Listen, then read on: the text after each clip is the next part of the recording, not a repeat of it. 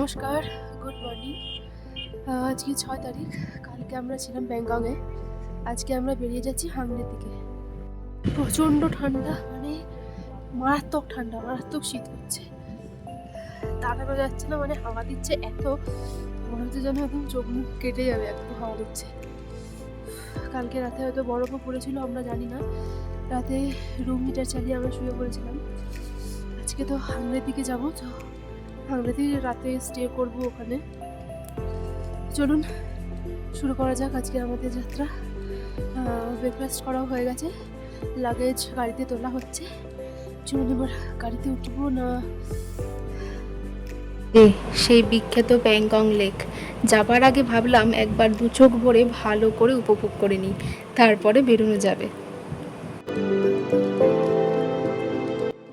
প্যাংগং থেকে রেজাংলা যাওয়ার এই যাত্রা চিরকাল স্মরণীয় হয়ে থাকবে।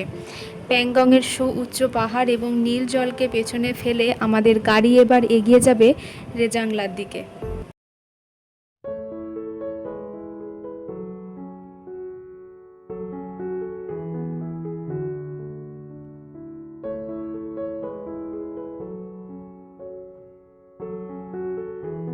চুসুল উপত্যকার নির্জন পাহাড়ি প্রান্তে দাঁড়িয়ে আছে রেজাংলা যুদ্ধ স্মৃতিসৌধ।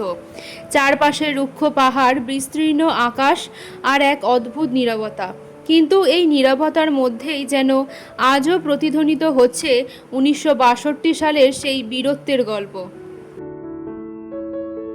এই মাটিতেই দেশের সুরক্ষার জন্য অসীম সাহসের সঙ্গে লড়াই করেছিলেন 13 কুমায়ুন রেজিমেন্টের বীর সেনারা, এবং তাদের নেতৃত্ব দিয়েছিলেন মেজর সায়ন্তন সিং। 18ই নভেম্বর 1962 সাল। এই সময় রেজাংলার উচ্চভূমিতে মেজর সায়ন্তন সিংয়ের নেতৃত্বে এই অঞ্চলকে রক্ষা করার জন্য প্রবল প্রতিকূলতার মধ্যে দিয়ে হয়েছিল এক লড়াই। রেজাংলা ছিল চুসুলের প্রতিরক্ষার জন্য অত্যন্ত গুরুত্বপূর্ণ একটি স্থান।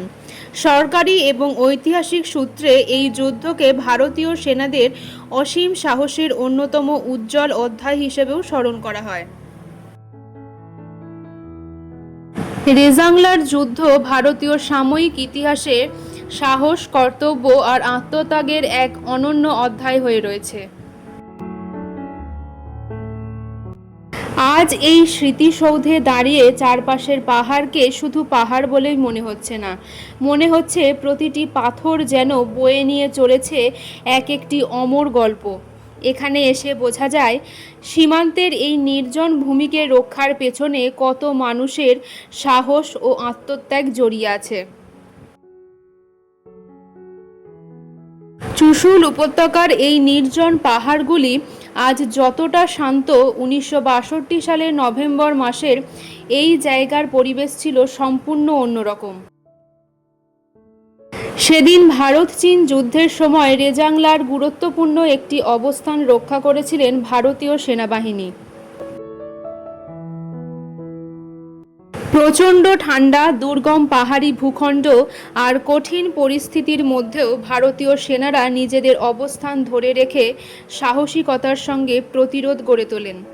আক্রমণ তীব্র হওয়ার সঙ্গে সঙ্গে পরিস্থিতি আরও কঠিন হয়ে ওঠে, কিন্তু দেশের মাটিকে রক্ষা করার দায়িত্ব থেকে তারা পিছিয়ে যাননি। 18ই নভেম্বর 1962। রেজাংলার ইতিহাসে এই দিনটি আজও অত্যন্ত গুরুত্বপূর্ণ। অসম সাহস ও আত্মত্যাগের সেই লড়াই ভারতীয় সাময়িক ইতিহাসে এক অমর অধ্যায় হয়ে আছে। চুসুলের দিক দিয়ে এগোতে এগোতে সীমান্তবর্তী লাদাখের রুক্ষ অথচ এক অপূর্ব রূপ চোখে পড়ছে। কোথাও বিস্তীর্ণ সমতল, কোথাও বাদামি লাল পাহাড়ের সারি, আবার কোথাও নীল আকাশের নিচে নিস্তব্ধ মরুভূমির মতো প্রান্তর। এই পথের সৌন্দর্য তার নিঃসঙ্গতায়। এখানে প্রকৃতি যেন নিজের মতো করেই কথা বলে। চুসুলের বিস্তীর্ণ প্রান্তর পেরিয়ে এবার শুরু হলো উমলিংলার দিকে ওঠার পথ। রাস্তা যতই ওপরে উঠছে বাতাস তত ঠান্ডা হচ্ছে, আর চারপাশের দৃশ্যও তত অসাধারণ হয়ে উঠছে। পাহাড়গুলোকে দেখে এই মুহূর্তে মনে হচ্ছে যেন ক্যানভাসে আঁকা কোনো সুন্দর ছবি। যতই সামনের দিকে এগোচ্ছি ততই মনে হচ্ছে আমরা যেন সভ্যতার কোলাহল থেকে অনেকটা দূরে চলে এসেছি। রাস্তার দুপাশের প্রকৃতির এক আদিম রূপ যেন চোখের সামনে ফুটে উঠছে। পাহাড় আর আকাশের মাঝে আমাদের ছোট্ট গাড়িটা একটা বিন্দু মাত্র হয়ে আছে। এদিকে আকাশের অবস্থা কিন্তু খুব একটা ভালো নয়, একদম মুখ গোমড়া করে আছে আকাশ।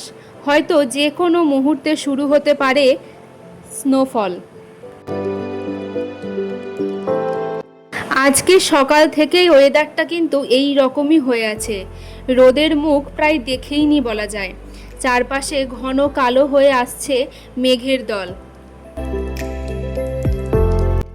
আর এই মেঘের দলের সাথে রয়েছে হাড় কাঁপানো ঠান্ডা হাওয়া।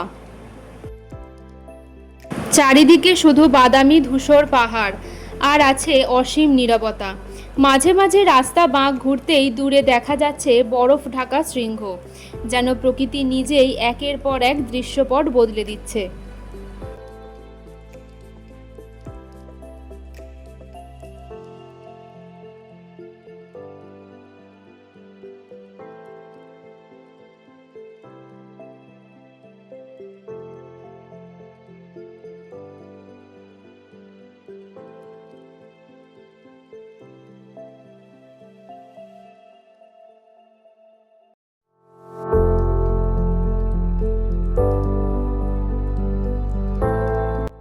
অবশেষে সামনে এসে ধরা দিল বহু প্রতীক্ষিত উমলিংলা।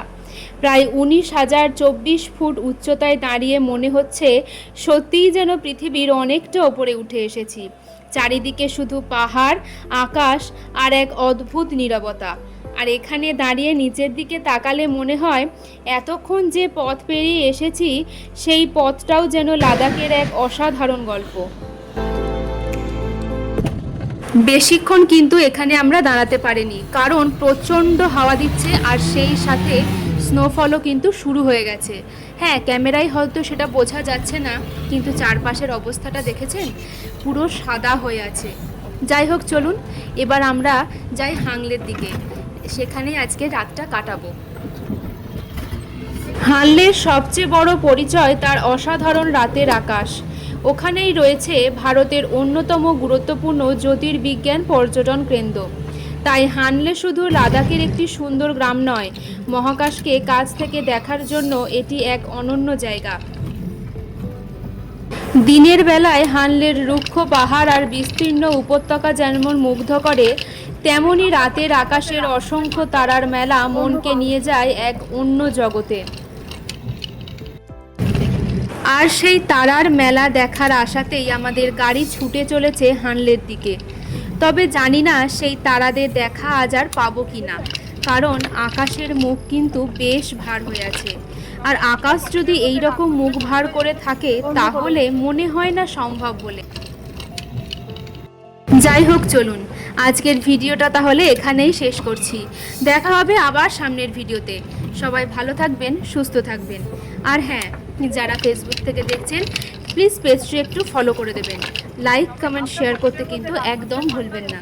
আর যারা ইউটিউব থেকে দেখছেন তারা চ্যানেলটি সাবস্ক্রাইব করে দেবেন আর পাশের বেল আইকনটি অবশ্যই কিন্তু প্রেস করবেন, যাতে পরবর্তী ভিডিও পোস্ট করলে আপনাদের কাছে নোটিফিকেশান চলে যায়। চলুন আজকের ভিডিওটা এখানে শেষ করলাম। হ্যাঁ, সেখানে গিয়ে মানে হানলেতে গিয়ে কি হবে, যদি আদৌ গ্যালাক্সির দেখা পায় তবে অবশ্যই আপনাদের সাথে শেয়ার করব। সবাই ভালো থাকবেন, সুস্থ থাকবেন।